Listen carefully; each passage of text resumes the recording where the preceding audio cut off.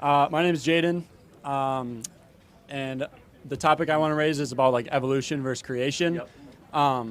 So it's not as political, but it certainly has political implications. And for reference, I was raised Catholic, and it never really resonated with me. It always felt a little overbearing, and I could never find like truth in a Catholic or a Christian worldview.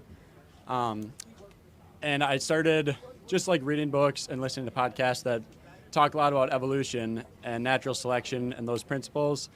And I find that's a much better lens to look at the world. Like, for instance, you talk about like a meritocracy.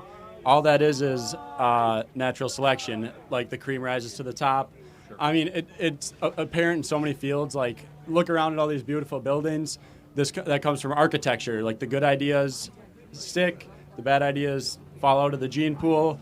And I want to know why, like, your thoughts on natural selection and why it doesn't apply to humans. Yeah, this is not a topic I know the best, but I have strong opinions on. So you have to understand I'm not as literate as I should be. But I'm a strict creationist, but that's fine. But there's spectrums on creationism and evolution. So do you acknowledge that maybe God created the evolution as a shepherded evolution throughout time? Because that's a nuanced opinion. I acknowledge that there's a distinct beginning to the universe. Okay, Like Albert Einstein, for instance, against his original view, believed for sure. that So if there's a beginning, is there a beginner?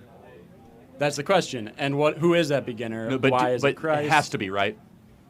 Because the laws of logic. Okay, great. So then there is that beginner is God, or the idea of God, right?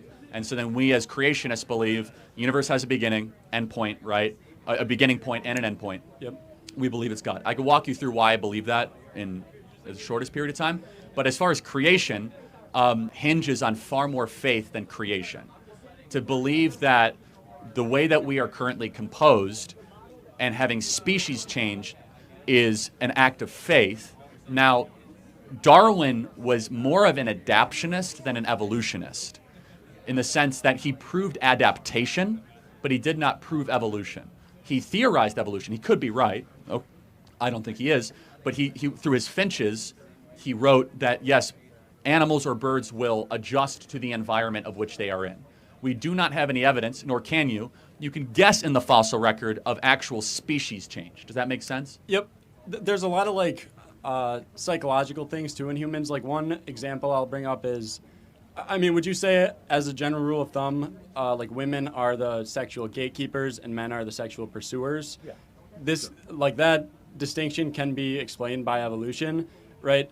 A female's eggs in her body is a finite resource, whereas a man's sperm is basically infinite, meaning the woman has to protect. There's more of a cost when she has to raise a baby. But maybe God made it that way, right? Maybe. A lot of things like that point towards evolution of some sort.